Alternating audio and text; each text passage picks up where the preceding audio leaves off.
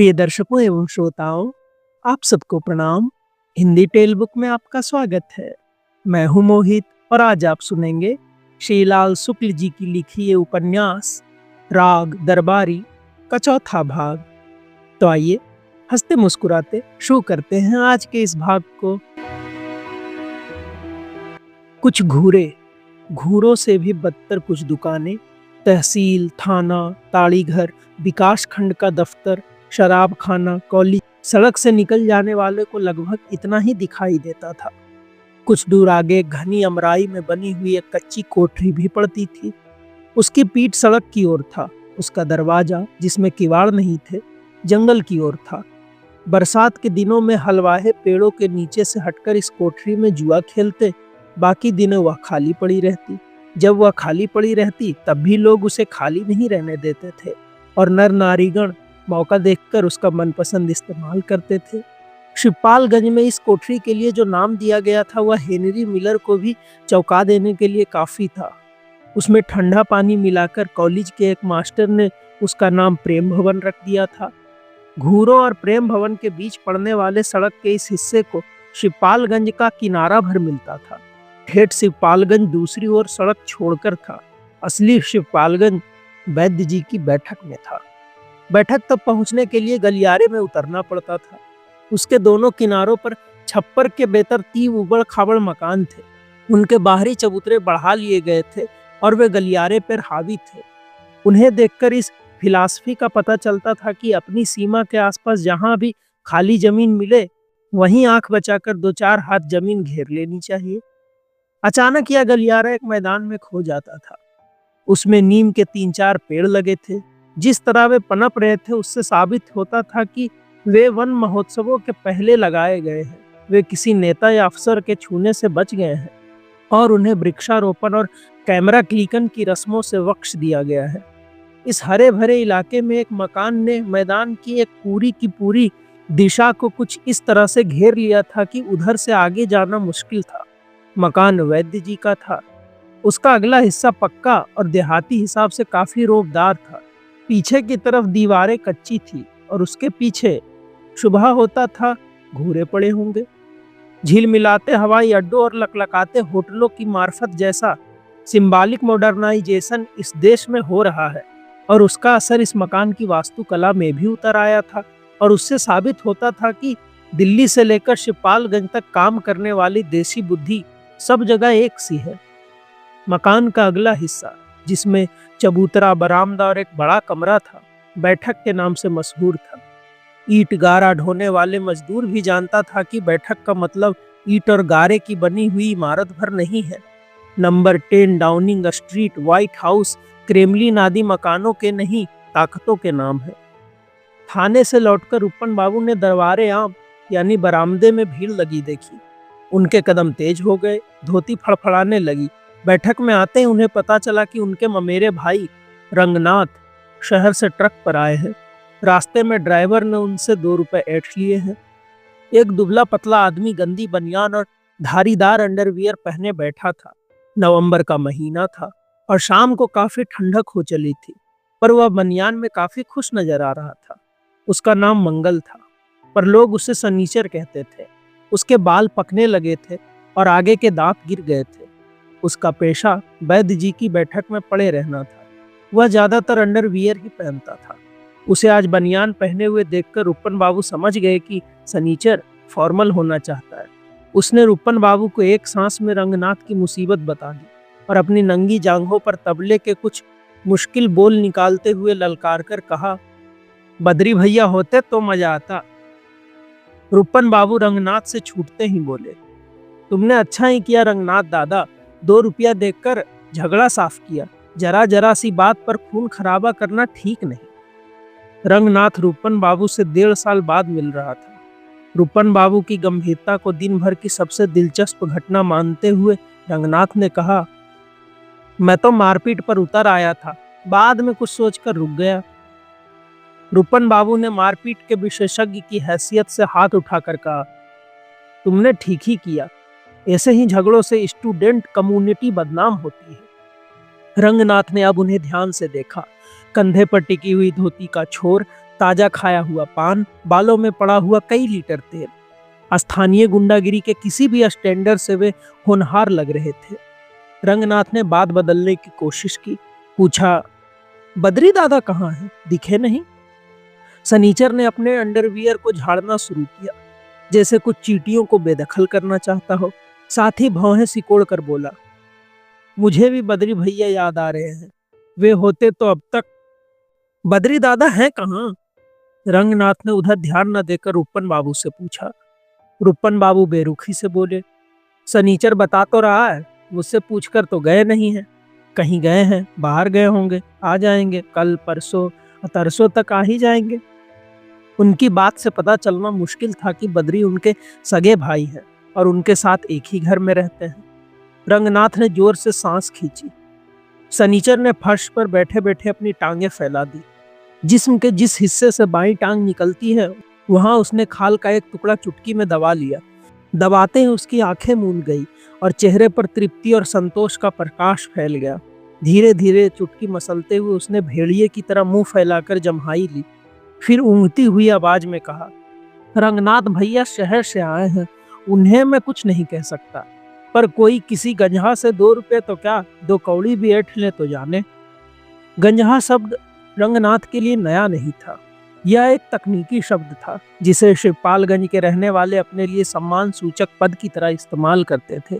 आसपास के गांवों में भी बहुत से शांति के पुजारी मौका पड़ने पर धीरे से कहते थे, तुम इसके मुंह ना लगो, तुम नहीं जानते हो, यह साला गंजहा है। फर्श पर वहीं एक 14-15 साल का लड़का भी बैठा था। देखते लगता था वह शिक्षा प्रसार के चकमे में नहीं आया है।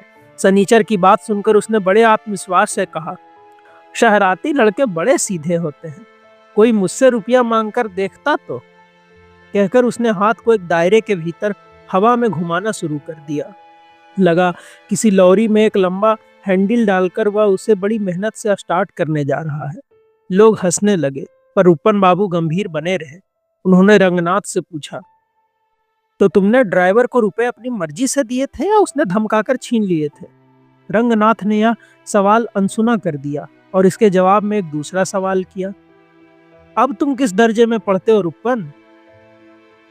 उनकी शक्ल से लगा उन्हें यह सवाल पसंद नहीं है। वे बोले, 10th क्लास में हूँ। तुम कहोगे कि उसमें तो मैं 2 साल पहले भी था, पर मुझे तो शिवपालगंज में इस क्लास से बाहर निकलने का रास्ता ही नहीं सूझ पड़ता।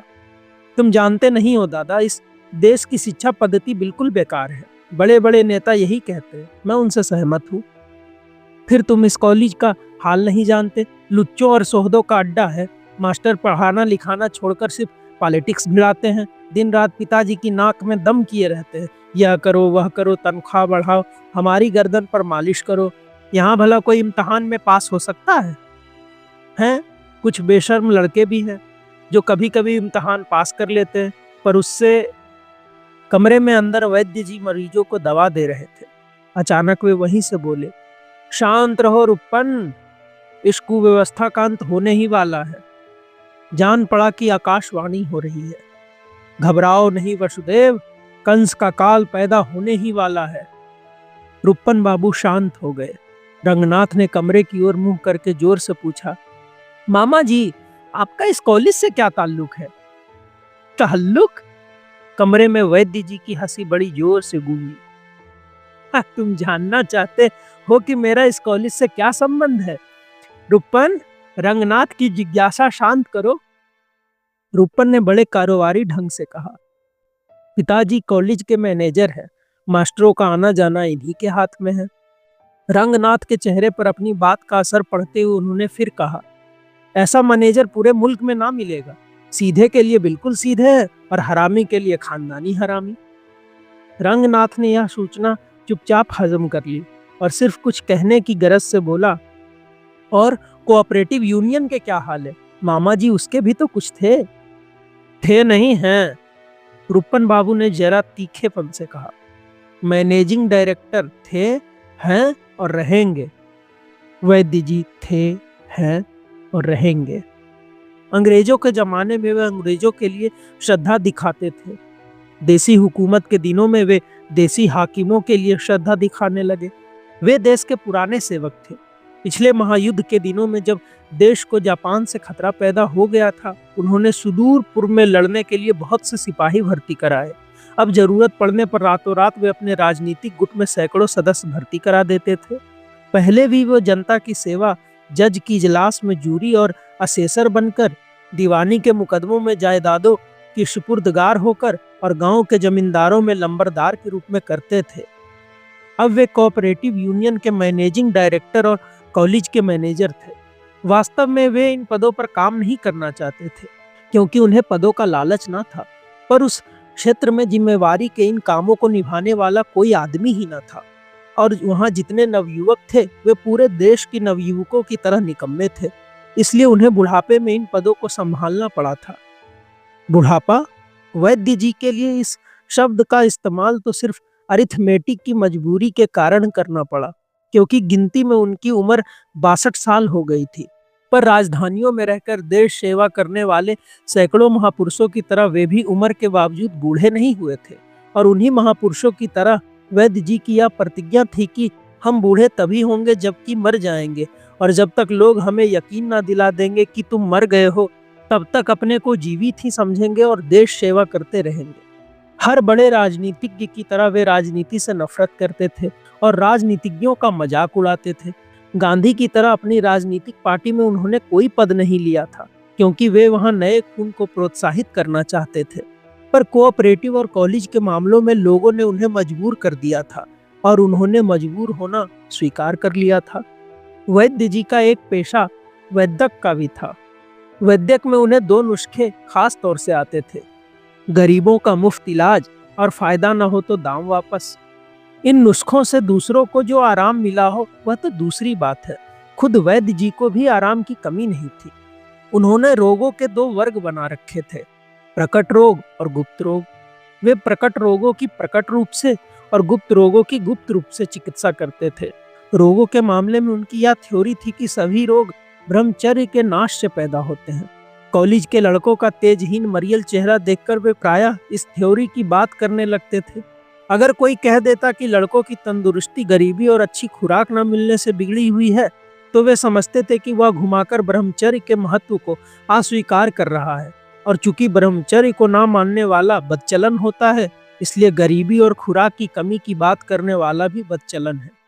ब्रह्मचर्य के नाश का क्या नतीजा होता है, इस विषय पर वे बड़ा खौफनाक भाषण देते थे। सुकरात ने शायद उन्हें या किसी दूसरे को बताया था कि जिंदगी में 3 बार के बाद चौथी बार ब्रह्मचर्य का नाश करना हो तो पहले अपनी कब्र खोद लेनी चाहिए। इस इंटरव्यू का हाल वे इतने सचित्र ढंग से पेश करते थे कि लगता था ब्रह्मचर्य पर सुकरात उनके आज भी अवैतनिक सलाहकार हैं। उनकी राय में ब्रह्मचर्य न रखने से सबसे बड़ा हर्ज यह होता था कि आदमी बाद में चाहने पर भी ब्रह्मचर्य का नाश करने लायक नहीं रह जाता था। संक्षेप में उनकी राय थी कि ब्रह्मचर्य का नाश कर सकने के लिए ब्रह्मचर्य का नाश ना होने देना चाहिए। उनके इन भाषणों को सुनकर कॉलेज के 3/4 लड़के अपने जीवन से निराश हो चले थे, पर उन्होंने एक साथ आत्महत्या नहीं की थी, क्योंकि वैद्य जी के दवाखाने का एक विज्ञापन था: जीवन से निराश नवयुवकों के लिए आशा का संदेश। आशा किसी लड़की का नाम होता तब भी लड़के यह विज्ञापन पढ़कर इतने उत्साहित ना होते, पर वे जानते थे कि संदेश एक गोली की ओर से आ रहा है, जो देखने में बकरी की लैंडी जैसी है, पर पेट में जाते ही रगों में बिजली सी दौड़ने लगती है। एक दिन उन्होंने रंगनाथ को भी ब्रह्मचर्य के लाभ समझाए। उन्होंने एक अजीब सा शरीर विज्ञान बताया, जिसके हिसाब से कई मन खाने से कुछ छटाक रस बनता है, रस से रक्त, रक्त से कुछ और इस तरह आखिर में वीर की एक बूंद बनती है। उन्होंने साबित किया कि वीर की एक बूंद बनाने में जितना खर्च होता है उतना एक एटम बम बनाने में भी नहीं होता। रंगनाथ को जान पड़ा कि हिंदुस्तान के पास अगर कोई कीमती चीज है तो वीर ही है। उन्होंने कहा कि वीर के 1000 दुश्मन हैं और सभी उसे लूटने पर आमदा हैं। अगर कोई किसी तरकीब से अपना वीर बचा ले जाए तो समझो पूरा चरित्र बचा ले गया। उनकी बातों से लगा कि पहले हिंदुस्तान में वीर रक्षा पर बड़ा जोर था, और एक और घी दूध की तो दूसरी ओर वीर की नदियां बहती थी। उन्होंने आखिर में एक श्लोक पढ़ा, जिसका मतलब था कि वीर की एक बूंद गिरने से आदमी मर जाता है और एक बूंद उठा लेने से जिंदगी हासिल करता है। संस्कृत सुनते ही सनीचर ने हाथ जोड़कर कहा, जय भगवान की। उसने सिर जमीन पर टेक दिया और श्रद्धा के आवेग में अपना पिछला हिस्सा छत की ओर उठा दिया। वैद्य जी और भी जोश में आ गए और रंगनाथ से बोले, ब्रह्मचर्य के तेज का क्या कहना, कुछ दिन बाद शीशे में अपना मुंह देखना, तब ज्ञात होगा। रंगनाथ सिर हिलाकर अंदर जाने को उठ खड़ा हुआ। अपने मामा के इस स्वभाव को वह पहले से जानता था। रूपन बाबू दरवाजे के पास खड़े थे। उन पर वैद्य जी के भाषण का कोई असर नहीं पड़ा था। उन्होंने रंगनाथ से फुसफुसाकर कहा, मुंह पर तेज लाने के लिए आजकल ब्रह्मचर्य की क्या जरूरत, वह तो क्रीम पाउडर के इस्तेमाल से भी आ जाता है। अभी आप सुन रहे थे श्रीलाल शुक्ल जी की लिखी ये उपन्यास राग दरबारी का चौथा भाग। हम जल्द ही लौटेंगे इसके अगले भाग के साथ। तब तक के लिए धन्यवाद।